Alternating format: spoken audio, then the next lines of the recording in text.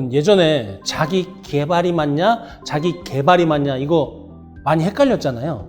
그런데 요새는요 딱히 구분하지 않고 있습니다. 개발도 맞고 개발도 맞다, 섞어서도 됩니다. 이렇게 되면 그 두 가지를 구별하면서 살았던 사람들은 굉장히 헷갈리는 겁니다. 그럼 뭐라고 불러야 되나 뭐 이런 고민도 있고요.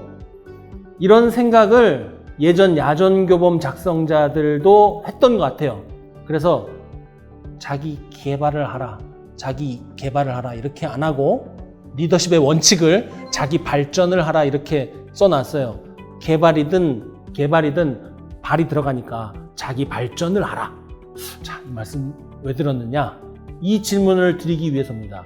여러분은 사회의 구성원으로서 또 어떤 조직의 일원으로서 혹은 능력을 바탕으로 재화를 획득하는 전문 직업인으로서 목표를 가지고 나아지고 있습니까? 요즘 서점에 가면요 리더십에 관한 책이 아주 산더미처럼 많이 쌓여 있습니다. 어제 오늘의 일은 아니죠. 그런데 리더십 책 중에 옛날이나 지금이나 많이 읽히는 스테디셀러가 무엇이냐 하면 존 맥스웰의 저서들은 거의 교과서죠. 리더의 태도, 리더의 조건, 리더십 수업 이런 책들은 소위 요즘도 먹히죠. 존 맥스웰이 인터뷰한 내용이 있어요. 한 번은 누가 이렇게 물어보더랍니다. 존, 당신은 개인적으로 성장하기 위해서 구체적으로 어떤 계획을 갖고 있습니까? 여기서 존 맥스웰이 굉장히 큰 충격을 받았다고 하면서 이렇게 얘기를 해요. 저는 말이죠, 당시에도 굉장히 활발히 활동하는 리더십 연구자였거든요. 그런데 사람들에게 성장하기 위해서 계획을 세우고 실천해라 이렇게 말만 해놓고 정작 나 자신을 위한 발전 계획이 없더군요. 저는 굉장히 충격받았습니다. 요는 무엇이냐? 우리는 자기 발전에 관심이 많죠. 하지만 문제는 관심만 많다는 겁니다. 실제로 목표를 세우고 계획을 수립해서 자기 발전을 해나가고 있는 사람은 그렇게 많지 않습니다. 리더십의 성전을 쓴 존 맥스웰도 심지어 그랬다는 것이죠. 최근 몇몇 설문조사 결과를 한번 인용해 볼까요? 나는 자기 발전 등의 활동을 하고 있다. 여기에 대답한 사람이 50%에서 70% 과반수를 넘는데요. 이것은 상당히 의외죠. 그런데 그 내용을 자세히 들여다보면 그 활동의 실체가 재테크나 운동인 경우가 많더랍니다. 여러분, 주식 투자 같은 재테크, 조깅 같은 생활 운동은 그냥 재테크 운동입니다. 만약에 부를 증대시키기 위해서 그 준비 삼아 부동산 자격증을 딴다든가 아마추어 마라톤 대회에 나가기 위해서 체계적인 계획 하에 트레이닝을 받고 있다고 하면 좀 부족하긴 하지만 그건 자기 발전이라고 쳐요. 하지만 단순 운동, 단순한 투자, 이것은 자기 발전에 속하지 않는 거예요. 그러니까 앞에 말씀드렸던 그 질문, 당신은 자기 발전을 위한 계획을 갖고 활동하고 있습니까? 거기에 대답한 50%, 70%는 자기 발전에 대해서 약간 오해하고 있는 거예요. 그렇다면 어떻게 하는 게 자기 발전이라는 거야? 자기 발전은 구체적으로 뭘 하는 거야? 미 육군 야전교범 리더십에서 그 힌트를 찾을 수 있습니다. 첫 번째, 지금 하고 있는 일에 대한 체계적인 지식을 갖추어라. 자기 발전의 출발점은 조직의 관점에서, 리더십의 관점에서는 현업이에요. 지금 하고 있는 일에 최선을 다하는 것, 그게 자기 발전의 출발점이 되어야 합니다.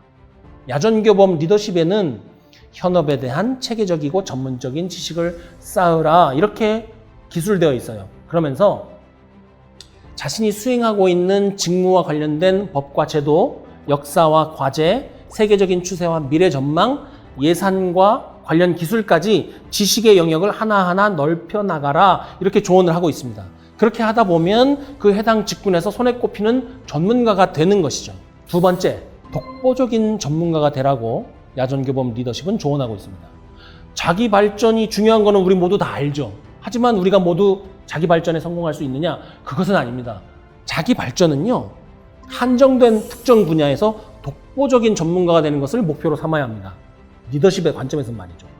원래 이 직업, 전문가를 추구한다는 프로페셔널리즘, 이 단어 개념 속에 이미 독보적 전문가라는 뜻이 내포되어 있죠. 그래서 제가 서두에 단순 재테크나 건강 유지 목적의 조깅 같은 것은 자기 발전에 포함되지 않는다고 말씀드린 거예요. 독보적 전문가라는 것은 쉽게 말하자면 해당 분야의 매뉴얼을 작성해서 출간할 만한 수준 혹은 해당 분야의 규정과 방침을 재개정할 수 있는 정도의 능력을 가진 인물을 일컫습니다. 군대를 예를 들자면 이 인물이 있어요. 데이비드 페트레이어스. 이 사람은요, 군인으로 도달할 수 있는 최고 계급인 사성장군까지 갔는데 게릴라전, 대게릴라전 전문가입니다. 군인들이 통상 책을 쓴다는 것이 쉬운 일은 아니에요. 근데 이 사람은 그 분야의 행동 전문가이면서 지금 현재도 이용되고 있는 야전교범 대반란전, 카운터 인서전시라고 하는데 이것을 직접 집필한 인물이에요. 별 4개 달게 되면 사람 굉장히 바쁘고 할 일이 굉장히 많습니다. 그런데 동시에 그 전문적인 지식이 필요한 교범을 작성한 사람이라는 거죠. 스탠리 맥크리스털 장군도 비슷한 사례죠. 이 사람은 특수작전 분야의 최고 전문가인데 특히 특수작전을 하고 나서 그 나라에 들어간 군대가 어떻게 민사작전을 해야 되느냐, 전후 건설에 어떻게 군인이 기여해야 되느냐, 이 분야의 전문가예요. 관련된 논문도 여러 썼고 지금도 특수작전 부대들이 사용하고 있는 미 육군 특수작전 교범의 초안을 이 사람이 작성을 했어요. 전문가라는 것은 매뉴얼을 직접 쓸 수 있는 사람이다. 규정 및 방침을 재개정할 수 있는 사람이다. 이렇게 정의를 할 수 있을 것 같습니다. 세 번째는 뭐라고 조언을 하냐면 강점을 강화하라고 돼 있어요. 강점을 강화한다? 그게 뭘까요? 이게 일반적인 리더십 교재들과 군대의 리더십 교범과는 조금 차별화되는 지점인데 군대의 리더십에서는 약점을 보완해라. 완벽한 리더가 되라. 너의 부족한 점을 항상 깨닫고 더 나은 사람이 되라. 이렇게 조언하지는 않습니다. 약점을 보완할 시간에 강점을 더 강화하라는 거예요. 조직 생활이라는 게 얼마나 바쁘고 숨가쁩니까? 그 와중에 한정된 시간과 또 재화를 투자를 한다면 강점을 강화하는 쪽이 약점을 보완하는 것보다 훨씬 효과가 크다는 것이죠. 네 번째 조언은 뭐냐면 자기 발전하는 리더 없이는 조직 발전도 없다는 것을 깨달으라는 겁니다. 지금까지 말씀드린 자기 발전 사례의 대표적인 리더, 머릿속에 많이 떠오르시죠? 저도 그렇습니다만 이 인물이 굉장히 적격일 것 같아요. 20세기 냉전 형성기에 미국의 제50대 국무장관이었던 조지 마셜입니다. 이 사람 누굽니까? 제2차 세계대전이 끝나고 자유민주 진영을 번영시키기 위한 미국의 필살 계획, 유럽 부흥 계획, 마셜 플랜이죠. 이 마셜 플랜의 기획자, 조정자, 실행자가 바로 조지 마셜이었습니다. 이 사람은요, 현업에 대한 체계적인 지식을 갖추기 위해서 자신의 직무와 관련된 법, 제도, 행정, 예산을 미친 듯이 공부하는 사람이었어요. 단순히 공부하는 데서 끝난 것이 아니라 자신이 직접 그 산물을 생산을 했다고요. 그래서 이 마셜이 스치고 지나가기만 해도 그 부서에는 중장기 계획, 마스터 플랜, 규정 및 방침, 실무 매뉴얼이 뚝뚝 떨어진다고 그랬어요. 마셜은 항상 현업에 충실한 자기 발전의 그런 표상이었기 때문에 미국의 천문학적인 규모의 예산이 들어가는 이 마셜 계획을 진행함에 있어서도 민간 출신의 회계사 이상으로 재정 정보라든지 세부 지표들 이런 것들을 잘 알았다고 합니다. 그런데 여기서 하나 더 우리가 짚고 넘어갈 것이 있습니다. 마셜이 마셜 계획을 성공시킬 수 있었던 이 자기 발전의 원동력은 어디서 왔을까요? 그가 초급 장교일 때부터 그러한 습관, 그러한 관념을 갖고 있었다는 것이 정설입니다.